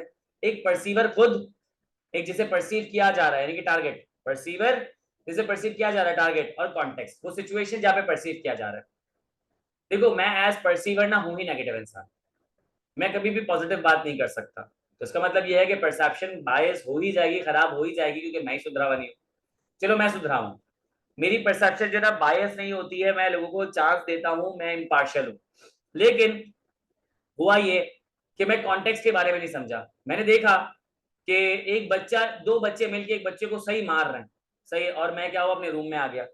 अब मैंने जब क्लासरूम में उन दोनों बच्चों को देखा, तो मैंने अपने माइंड में परसेप्शन बना ली कि यार ये तो गुंडे हैं.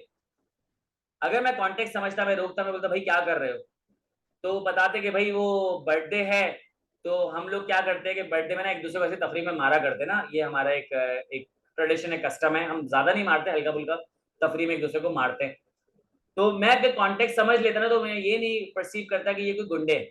सही है. तो कॉन्टेक्स्ट मैंने मिस कर दिया. सही है. या टारगेट, आपने वो अभी एक मूवी देखी होगी, कॉन्टेक्स्ट की एक याद आया, अभी कैनिबल मूवी आई थी, उसके उसका ट्रेलर में एक बड़ा, ट्रेलर का शुरू का सीन था, बड़ा मशहूर हुआ था कि वो कहता है कि आपके पास एक ही मौका है, चलो एक्ट करते हैं. फिर उसके बाद वो अपनी सिगरेट जलाता है और वो घूम रहा होता है बाप बन के, तो बेटा जो बाप है वो बोलता है पापा पापा पापा कर रहा होता है, तो बोलता है सुन रहा है, बहरा नहीं हूं मैं। तो अब वो जब आपने ट्रेलर में उस सीन देखा था तो उसमें क्या मैसेज आ रहा था कि यार ये बेटा है, बाप से कितनी बदतमीजी कर रहा है, बाप को डरा के रखा हुआ है, बाप को टॉर्चर कर रहा है। जब वो मूवी देखी तो कॉन्टेक्स्ट समझ आया कि उसमें तो बाप से कभी बदतमीजी की नहीं थी, बल्कि वो तो बाप के लिए डेस्परेट हुआ पड़ा हुआ था। तो जब कॉन्टेक्स्ट पूरा समझ आया, जब वो पूरा सीन देख लिया था, आपको आइडिया हुआ कि उसमें वो सीन में आगे बता रहा होता है कि उसके बाद तो आपने मुझे मारा भी था, मैं आपको मार थोड़ी सकता हूँ, अपने आप को मारना शुरू हो जाता है। तो सीन का कंक्लूजन ये था कि वो तो बदतमीजी नहीं कर रहा था, तो यहाँ पे परसीवर के तौर पे मुझे कॉन्टेक्स्ट भी देखना चाहिए था। फिर लिखा हुआ टारगेट, टारगेट जिसे परसीव किया जा रहा है। अब लेट्स सपोज कितना first impression is the last impression. अब मैंने किसी को परसीव कर लिया और वो बंदा जो टारगेट है वो शायद अपने बेस्ट लेवल पे परफॉर्म नहीं कर रहा था, शायद वो बीमार था, शायद वो डिप्रेस था, शायद वो उसका एब्सेंस ऑफ माइंड था, वो किसी स्ट्रेस में था, किसी सोच में था। तो टारगेट को भी आपने देखना पड़ेगा। अगर आपको लगता है कि टारगेट को 2-3 चांस देने चाहिए तो आप उसको तब परसीव करोगे, तो आप परसीव करो, तो सबकी परसेप्शन, आपकी जजमेंट टुवर्ड्स एक्सटर्नल एनवायरनमेंट ना बेहतर हो जाती है।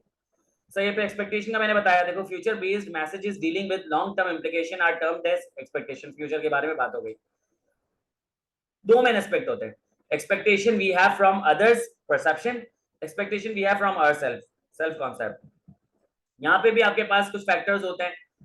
आपने पर्सपेक्टिव देखना है, आपने पर्सपेक्टिव देखना है, नजरिया देखना है कि अगर लेट सपोज, हाँ, मैं जो है अगर एक बच्चे की बर्थडे के लिए शॉपिंग करने जा रहा हूँ, सही है। अब पर्सपेक्टिव क्या है, पर्सपेक्टिव क्या है, मैं उस बच्चे को जानता हूँ और मुझे पता है कि वो बच्चा जो ना डायनासोर्स के साथ काफी ज्यादा जो है वो खुश होता है। तो अगर मैं उसके लिए डायनासोर्स लेके जाऊंगा ना, लेट से 1000 रुपए के, तो उसकी पर्सपेक्टिव, उसके नजरिए में वो चीज बहुत इनवैल्यूएबल है, बहुत अच्छी है, सही है।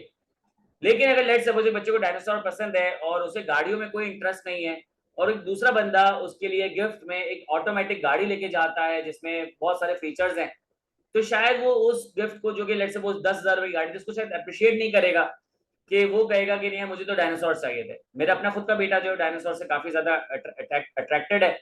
तो मैंने देखा है कि कभी कभी ऐसा होता है कि कोई रिपीटेशन में डायनासोर आ जाता है, तो वो उसको इस तरीके से एक्सेप्ट कर लेता है कि यार ये डायनासोर है, ब्रैकियोसॉरस है, और ये ब्रैकियोसॉरस का भाई है। अगर उसका हाइट छोटी होती है तो ब्रैकियोसॉरस का बेटा है, अगर उसकी हाइट बड़ी होती है तो ब्रैकियोसॉरस का वो दादा है। तो इस तरीके से वो क्या करता है, उसको एक्सेप्ट कर लेता है। ये नहीं कहता कि यार मेरे पास दो एक जैसे खिलौने हो गए, आप लोग सोच के ला सकते थे। तो इट्स ऑल अबाउट पर्सपेक्टिव। कि कुछ लोगों को लगता है कि बच्चों को खिलौने देने चाहिए कि उनकी लर्निंग अच्छी होती है। अब लेट सपोज अगर उन लोगों के सामने बच्चा खिलौने से खेल रहा होगा ना, तो उसकी एक्सपेक्टेशन पता क्या होगी, यार ये बच्चे जो है ना, इसकी इसकी मेंटल कैपेसिटी बेहतर हो जाएगी। और कुछ लोगों को लगता है खिलौने जो है वो इविल होते हैं, बच्चों को करप्ट करते हैं। अब वो बंदा जो है बच्चों को खिलौने से खेलते देखेगा ना, तो उसके माइंड में एक्सपेक्टेशन बताएगा ये करप्ट पॉलिटिशियन बनेगा। सही, तो this is perspective. Self esteem, self esteem का मतलब ये होता है कि अपने बारे में फ्यूचर एक्सपेक्टेशन।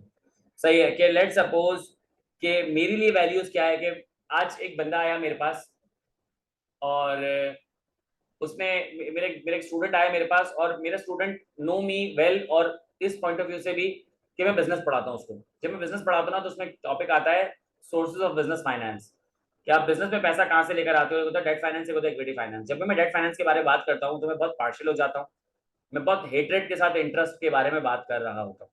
मेरा स्टूडेंट टू माई सरप्राइज एक बंदे को लेकर आ गया जो कि लोन्स प्रोवाइड करता है बैंक की तरफ से, और वो कन्वेंशनल लोन थे जिसमें इंटरेस्ट वगैरह होता है। जब वो लेकर आया तो लिटरली मैंने अपने आप को ऐसा रोका है कि मैं बता नहीं सकता। और मैं बहुत पोलाइटली उससे बात कर रहा था बैंक वाले से, और सुन रहा था। मेरा दिल नहीं कर रहा था कि मैं वहां से उठ के चले जाऊं, या फिर मैं उसको बुरा भला कहना शुरू हो जाऊं। उस बच्चे की क्या गलती थी, उसको थोड़ी पता था मेरे बारे में। तो this is my self esteem. मेरी वैल्यूज से हट के, मेरे मॉरल से हट के, मेरे प्रिंसिपल से हट के कोई चीज आ जाए। उसने मुझे काफी समझाया था, मैंने उसे माजरत की, मैंने कहा बेटा आपका टाइम जाएगा, बहुत माजरत, बट यार मेरे जो कॉन्सेप्ट है ना लोन को लेके बहुत नेगेटिव है, इंटरेस्ट को लेके बहुत नेगेटिव है। लोन तो चलो आपके पास इंटरेस्ट फ्री भी होता है। मैंने कहा आप पूरा टाइम भी बैठ जाओगे ना, मुझे कन्विंस नहीं कर पाओगे। खैर without knowing me he started convincing मी। उसने कहा कि हमारे पास फतवे मौजूद है मौलाना तकी उस्मानी का। मैंने उससे कहा बेटा माजरत, अब शायद शायद ना मेरा बॉइलिंग पॉइंट यहाँ तक पहुंच जाएगा और मेरे मुंह से स्पिट होना शुरू हो जाएगा। मैंने उसको कहा कि जितने भी बैंक है ना, वो क्या करते हैं, फतवे रखे होते हैं मौलाना तकी उस्मानी साहब के। मैं मौलाना तकी उस्मानी साहब से शायद हमारे डिस्टेंट फैमिली रिलेशंस हैं, मैंने उनको जब भी सुना ना इंटरेस्ट के अगेंस्ट बात करते सुना है। तो आई डोंट नो कि बैंक झूठ बोल रहा है या जो मौलाना तकी उस्मानी साहब हैं कि शायद वो झूठ बोल रहे हैं, बट मैं बेनिफिट और डाउट दूंगा मौलाना तकी उस्मानी साहब को। वो इतने बड़े जो है स्कॉलर है, मेंटोर है, कि मैं उनके बारे में नेगेटिव बात नहीं कर सकता। अब मैं किसी फिरके से बिलोंग करता हूं नहीं करता, लेकिन मैं उनके उनके जो लीडर्स होते हैं उनके बारे में गलत बात नहीं कर सकता, चाहे मैं उस फिरके से बिलोंग नहीं करता, क्योंकि वो लोग जो काम कर रहे हैं ना वो आप और मैं कर नहीं सकते, तसव्वुर नहीं कर सकते। वो दीन के लिए स्ट्रगल कर रहे हैं, तरीका अलग है, शायद सही हो शायद गलत हो। हम तो कुछ कर ही नहीं रहे, तो हम तो फॉर श्योर गलत है। उनका गलत 50-50 हो सकता है, हमारा गलत 100%।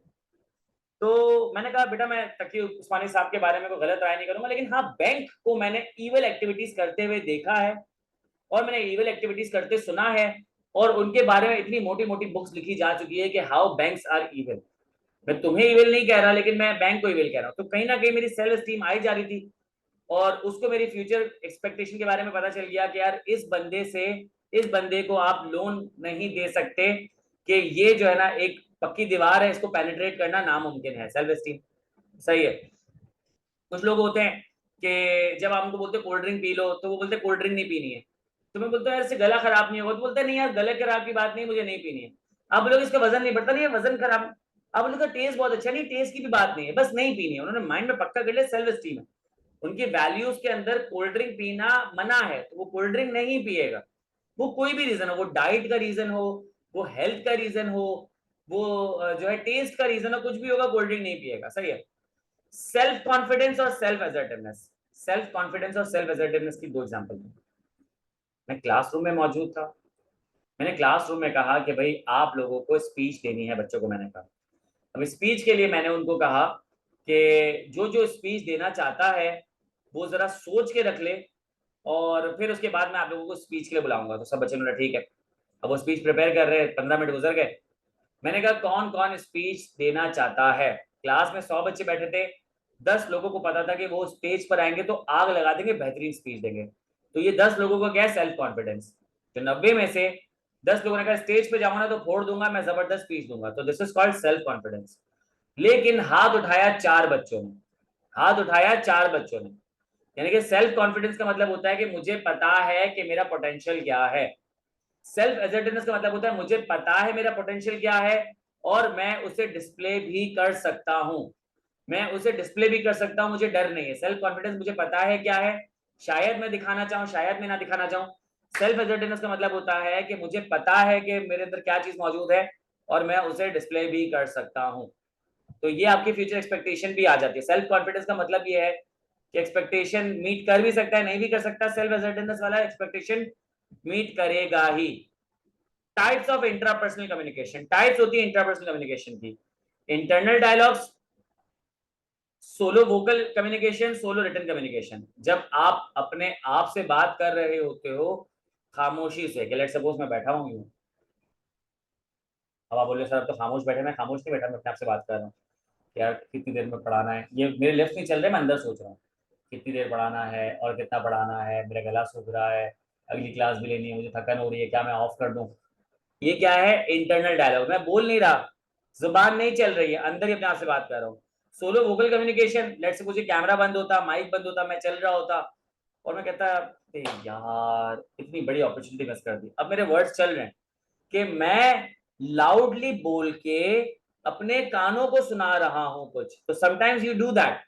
हम नहीं रट्टा लगा रहे होते, हम जोर जोर से पढ़ रहे होते, हम तिलावत कर रहे होते ताकि हमारे कानों में आवाज गिरे। हम नहीं, कुछ लोग जो है रियाज कर रहे होते हैं ताकि उनको पता चले कि उनके कानों में सुर के पढ़ रहे हैं कि नहीं पढ़ रहे। सोलो रिटन कम्युनिकेशन में लोग अपनी पर्सनल डायरी लिख रहे होते हैं, जो किसी को नहीं शेयर करते, अपने बारे में लिख रहे होते हैं, अपने एक्सपीरियंसेस के बारे में लिख रहे होते हैं। तो ये आपके पास टाइप्स ऑफ इंटरपर्सनल कम्युनिकेशन है। ये पूछा नहीं गया बट पूछे जा सकता है क्योंकि चैप्टर बहुत इंपॉर्टेंट है। सही है। इंपॉर्टेंस ये पूछा गया है, क्या इंपॉर्टेंस है भाई। अगर आपकी इंटरपर्सनल कम्युनिकेशन अच्छी हो जाएगी ना तो आप अपने आप के बारे में जान सकते हो, अवेयरनेस ले सकते हो और रिफ्लेक्ट कर सकते हो, लोगों को बता सकते हो कि मैं ऐसा हूं। एक बंदा आगे आपको बोलेगा यार तुम बड़े एरोगेंट हो, मुझे आगे बोलेगा तुम बड़े एरोगेंट हो, तो बोलूंगा नहीं मैं तो नहीं हूं। अगर लेट्स सपोज मैं एरोगेंट हूं भी, हाँ यार मुझे लगता है मैं एरोगेंट हूं और मुझे उसके बारे में काम करना चाहिए। तो this is self reflection, this is self awareness. अपने बारे में पता होना, उसे एक्नॉलेज करना। सही है। आपको पता चल जाता है, आप हाँ यार मुझे लगता है मैं शॉर्ट टेम्पर्ड हूँ, मुझे इस पे काम करना चाहिए। इमोशनल रेगुलेशन, आपके इमोशंस को आप रेगुलेट कर सकते हो। आपने सोचा, लेट्स सपोज एक XYZ बंदी है, वो आपको डिच करके चली गई, अल्लाह ना करे, आपको डम करके चली गई, और लेट्स सपोज 3 साल के बाद वो आपके सामने आ जाती है। अब आपके सामने आती है और आपका दिल जो है ना फिर से धड़कना शुरू हो जाता है, और आपके ना इमोशंस बहुत ज्यादा ओवरवेल्म्ड हो जाते हैं। तो अपने आपसे सोचते हो कि यार मुझे रोना आ रहा है, तो क्या आप रोना शुरू कर दोगे? आप अपने आंसू कंट्रोल करोगे, अपने एक्सप्रेशन को कंट्रोल करोगे? यार अब रो दिया ना तो उसको लगेगा कि मैं मूव ऑन नहीं कर सका, मैं बहुत वीक हूँ, मैं पैथेटिक हूँ। तो यहाँ पे आपके इमोशंस जो है रेगुलेट हो जाते हैं इंट्रापर्सनल कम्युनिकेशन से। लेट्स सपोज आपकी बहुत एक्साइटमेंट है, लेकिन आप किसी के सामने अपनी एक्साइटमेंट शो नहीं करना चाहते, कि आपको लगता है कि यार ये बंदा हसद रखता है, बुगस रखता है, या लेट्स सपोज नजर लगा देता है, तो आप खामोशी से, बंदा आता है कैसे हो, बोलते हैं हाँ मैं बिल्कुल ठीक हूँ, और आप जो है ना वहां से निकल जाते हो, जैसे अपने रूम में आते हो तो यस यस यस मैं बड़ा एक्साइटेड हूँ। तो इसका मतलब ये है कि आपने अपने इमोशंस को रेगुलेट कर लिया, कंट्रोल कर लिया।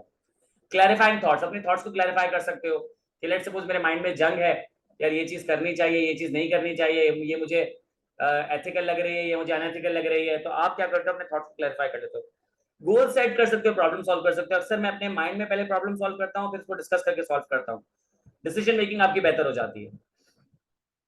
तो आई होप इंट्रापर्सनल कम्युनिकेशन समझ आ गया होगा। इंटरपर्सनल कम्युनिकेशन जब दो या दो से ज्यादा लोग इन्फॉर्मेशन को एक्सचेंज कर रहे होते हैं, ओपिनियंस को एक्सचेंज कर रहे होते हैं, आइडियाज को एक्सचेंज कर रहे होते हैं, फीलिंग्स को एक्सचेंज कर रहे होते हैं, फैक्ट्स एंड फिगर्स को एक्सचेंज कर रहे होते हैं।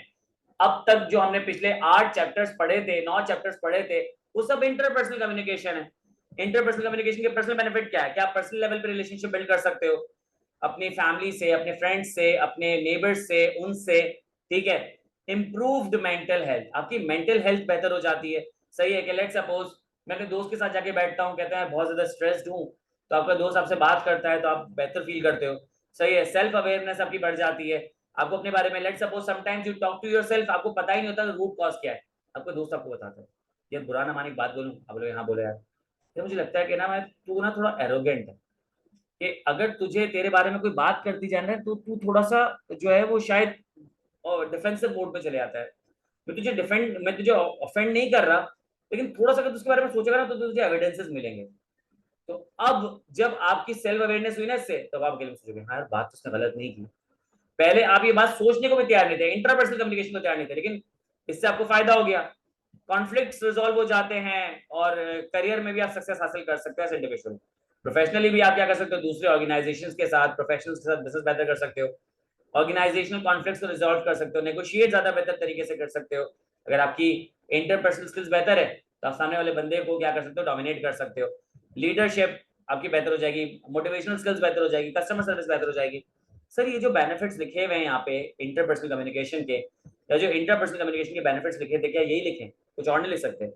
आप चाहो तो 50% चेंज कर दो, आप चाहो तो 100% चेंज कर दो, आप चाहो तो तोते की तरह रट के लिख लो, आप चाहो तो हेडिंग सेम कर लो, कॉन्टेक्स्ट कंटेंट अलग कर दो, इट्स योर कॉल। ये बहुत जेनेरिक बात है।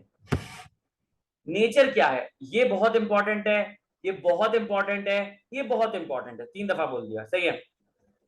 इंटरपर्सनल कम्युनिकेशन की कुछ नेचर होती है, जैसे तुम्हारी नेचर है, मेरी नेचर है, इसकी भी नेचर होती है कि इंटरपर्सनल कम्युनिकेशन ना इंटर रिलायंट पर्सन पे होती है। दो लोग एक दूसरे पे रिलाय करते ना तभी कम्युनिकेट कर रहे होते हैं। तुम मुझ पे रिलाय कर रहे हो कि सर मैं पेपर पास कर जाऊं, मैं तुम पे रिलाय कर रहा हूँ मेरी टीचिंग बेहतर हो जाए, मैं तुम पे रिलाय कर रहा हूँ कि यार मेरा स्टूडेंट पास कर जाए, मैं तुम पे रिलाय कर रहा हूँ कि मेरी जो है इनकम बढ़ती रहे। सही है, interpersonal communication is essentially relational. दो रिलेटिव्स के दरमियान ही कम्युनिकेशन होती है सर। अगर लेट्स सपोज कोई बंदा मेरे पास आता है, या तो वो मुझसे एड्रेस पूछेगा, या वो मुझसे मोबाइल ले जाएगा, तो उससे तो मेरा कोई रिलेशन नहीं है ना? स्ट्रेंजर्स का रिलेशन, इंसानियत का रिलेशन, हेट्रेड का रिलेशन, सही है। तो ये क्या है? डर का रिलेशन। तो ये कोई ना कोई रिलेशन होता ही है, सही है। फिर इंटरपर्सनल कम्युनिकेशन कवर्स एक्सट्रीम, ये बाय द वे सवाल पूछा जा चुका है, पास्ट पेपर में एक दफा आ चुका है। इंटरपर्सनल कम्युनिकेशन जो ना एक्सट्रीम्स को कवर करता है। एक्सट्रीम्स को मतलब रिलेशन की बात भी हो सकती है, टॉपिक भी बात हो सकती है। एक्सट्रीम रिलेशन फादर सन, सही है, सीनियर सबऑर्डिनेट, सही है, टीचर स्टूडेंट, ये वो एक्सट्रीम रिलेशन, एक्सट्रीम टॉपिक्स। भाई एक एक प्रीस्ट को एक मौलवी के सामने लाके खड़ा कर दो, एक पंडित को एक प्रीस्ट के सामने ला खड़ा कर दो, एक पंडित को एक मौलवी के सामने लाके खड़ा कर दो, तो वो अपने अपने रिलीजियंस की बात कर रहे होंगे, तो बहुत एक्सट्रीम पे जाके बात कर रहे होंगे। एक सियासी पार्टी को दूसरी सियासी पार्टी के सामने लाके खड़ा कर दो तो वो अनशन कर देंगे, एक्सट्रीम पे बात कर रहे होते हैं।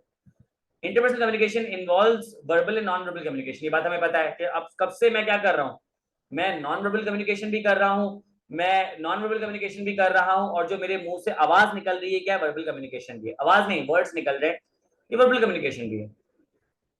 Interpersonal communication exist in diverse form, बहुत सारे फॉर्म में मौजूद है। फेस टू फेस बात कर सकते हो, टेलीफोनिक कन्वर्सेशन कर सकते हो, वीडियो कॉन्फ्रेंसिंग कर सकते हो, वॉइस नोट डाल सकते हो, ईमेल कर सकते हो, सही है, या फिर लेटर लिख सकते हो, मेमो लिख सकते हो, रिपोर्ट राइटिंग कर सकते हो, और भी बहुत सारे तरीके मौजूद है, सही है। Interpersonal communication is transactional. Transaction का मतलब बैक एंड फोर्थ होती है, तुमने एक बात की मैंने जवाब दिया, मैंने एक बात की तुमने जवाब दिया, तो बैक एंड फोर्थ चल रही होती है। तो इंटरपर्सनल कम्युनिकेशन जो है उसमें चॉइसेस होती है। I choose what to say and I choose what not to say. कभी कभी आपने देखा होगा आपके माइंड में एक सोच आती है, बहुत गंदी सोच होती है, कि लेट सपोज कि आपके किसी नजदीकी रिलेटिव का कत्ल हो गया, या लेट सपोज वो बहुत अजियत में है, and sometimes you don't want that thought to proceed. आप चाहते हो कि वो आगे ना जाए, आप अपने माइंड को इधर उधर लेके जाते हो, डिस्ट्रैक्ट कर रहे हो, तो ये बात कर रहे हो, तो ये बात कर रहे होते हो कि आप बकरी गिनना शुरू होते हो कि बकरी 1, बकरी 2, बकरी 3, या फिर आप आइसक्रीम के बारे में सोचना शुरू कर देते हो, लेकिन वो सोच नहीं जा रही होती है। तो you don't have a choice over your thoughts, but you have choice what to say and what not to say. तो इंटरपर्सनल कम्युनिकेशन के अंदर चॉइसेस होती है, सही है। मेरे ख्याल से एक यह आया था कवर्स एक्सट्रीम, और शायद शायद शायद डाइवर्स फॉर्म आया था, ये दो आए थे आपके पास, लेकिन और भी आ सकते हैं। पर्पस क्या है, ये भी सवाल आया था पास पेपर में आपके पास।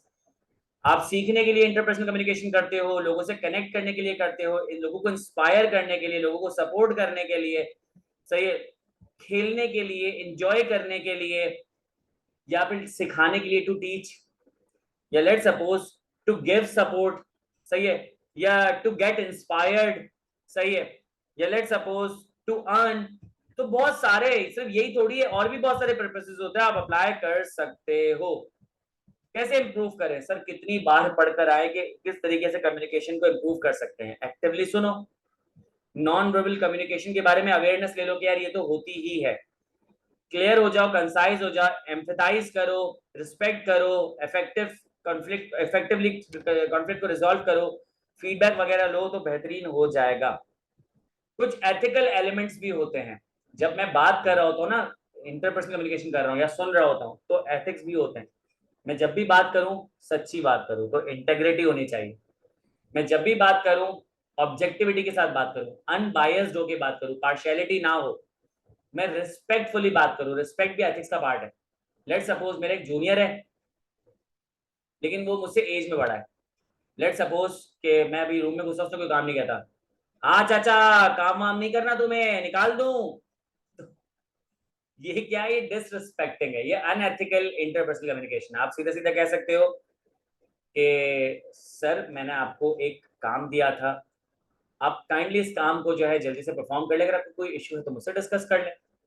तो वो कहेगा कि यार इसने मेरी इज्जत का, मेरी जो इज्जत रखी, इसने मेरी एज का ख्याल रखा, मैं इसके जूनियर था लेकिन फिर भी इसने मुझसे तमीज से बात की, काम कर लेते हैं। एथिकली बात किया करें, सही है।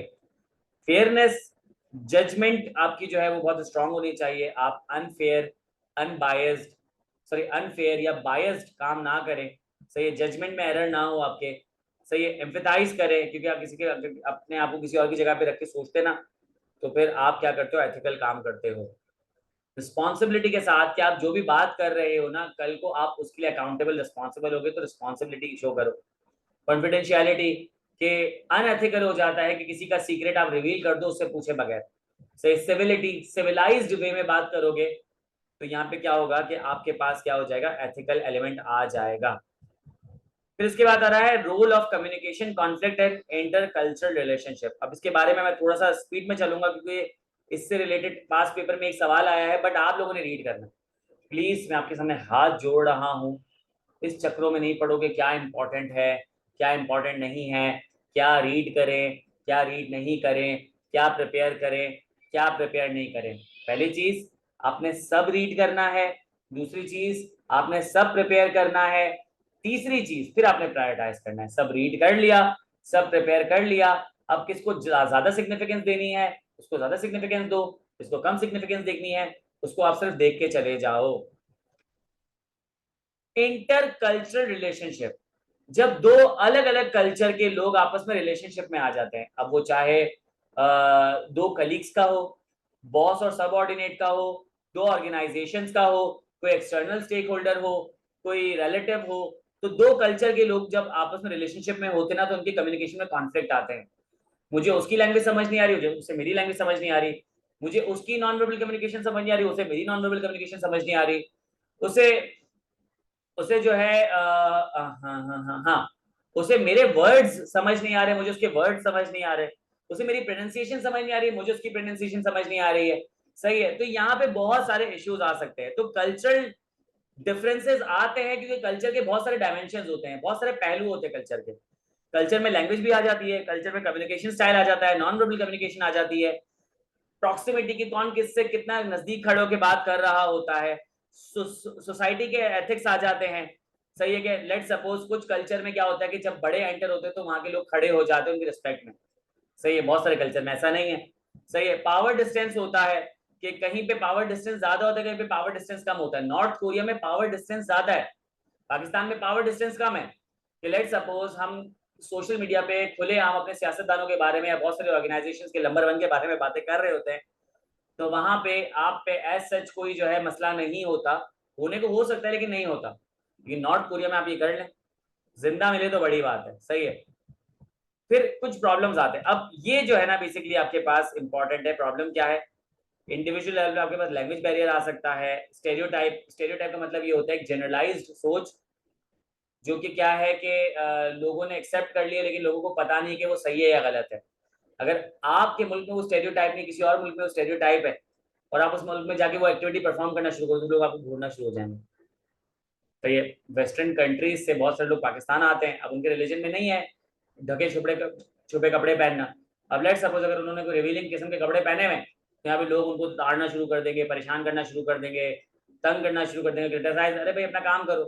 तो यहाँ पे अगर उनको स्टीरियोटाइप के बारे में पता होता पाकिस्तान के, तो वो क्या करते, बुरखा पहन कर आते और वो क्या करते, बचने की कोशिश करते। तो स्टेरियोटाइप एक बहुत खतरनाक चीज होती है। कल्चरल डिफरेंसेस आ रहा होता है। सही है, नॉन वर्बल कम्युनिकेशन आ रही होती है, एंग्जाइटी और फेयर कि कोई कोई ऐसा मसला नहीं हो रहा, लेकिन मैं अगर यूएस जा रहा हूँ, चाइना जा रहा हूँ और मैं खुद ही घबरा रहा हूँ, खुद ही डर रहा हूँ कि यार लोग क्या सोचेंगे, लोग क्या बोलेंगे, लोग मुझे देख रहे हैं, तो उसकी वजह से मसले मसाइल आ रहे होते हैं। कलेक्टिव लेवल पे कल्चरल कॉन्फ्लिक्ट आ रहा होता है। लेट सपोज अभी हमने देखा कि पाकिस्तानी अवाम जब इंडिया में मैच देखने गई, सही है, तो वहां पे बहुत फड्डे वड्डे हुए थे। अक्सर लोग क्या करते हैं, अटैक कर रहे थे एक दूसरे पे। तो ये कलेक्टिव लेवल पे मसला होता है। स्टेरियोटाइपिंग कलेक्टिव लेवल पे हो सकती है। इनइफेक्टिव कम्युनिकेशन, कम्युनिकेशन कॉम्प्रोमाइज हो जाती है। सोशली एक्सक्लूड कर दिया जाता है कि ऑर्गेनाइजेशन में जो है ना दो बड़े डोमिनेंट कल्चर्स हैं, दो बड़ी डोमिनेंट लैंग्वेजेस हैं, और जो छोटे छोटे कल्चर्स वाले उनको कटा दिया जाता है। सही है, ये इंपॉर्टेंट है कि गाइड करो कि ये जो मसले मसाइल आ रहे हैं इसको कैसे सॉल्व करें। ये जो इंटर कल्चरल कम्युनिकेशन कॉन्फ्लिक्ट आ रहा है इसको किस तरीके से रिजॉल्व करें। सवाल आया था, आपका एक दोस्त है वो यूएई में शिफ्ट कर रहा है, यूएई में बहुत सारे कल्चर्स मौजूद हैं, तो अगर वो यूएई जाता है तो पहले क्या तैयारी करके जाए कि इंटर कल्चरल रिलेशनशिप में कॉन्फ्लिक्ट ना आए, कम्युनिकेशन की कॉन्फ्लिक्ट ना आए। तो बोला भाई वहां की अवेयरनेस लेके जाओ, इंसाइट लेकर जाओ, वहाँ की इंटर कल्चरल कम्युनिकेशन स्किल्स सीख के जाओ कि सलाम कैसे करते हैं, अल्लाह हाफिज कैसे बोलते हैं, या फिर क्या नाम है हाल अहवाल कैसे पूछते हैं, कोई एड्रेस वगैरह पूछना हो वो बाकी लेट सपोज अगर किसी से पानी के बारे में पूछना है, पानी पिला दें, या लेट सपोज रेस्ट रूम के बारे में पूछना है, या लेट सपोज अगर आपने कोई और ऐसी इंफॉर्मेशन वगैरह अप्रिशिएट करना हो, या फिर और कोई चार पांच चीजें पूछनी है तो आपको पता होना चाहिए। सही है, फिर आ जाते हैं role of stereotype in the communication. First of all what is stereotyping.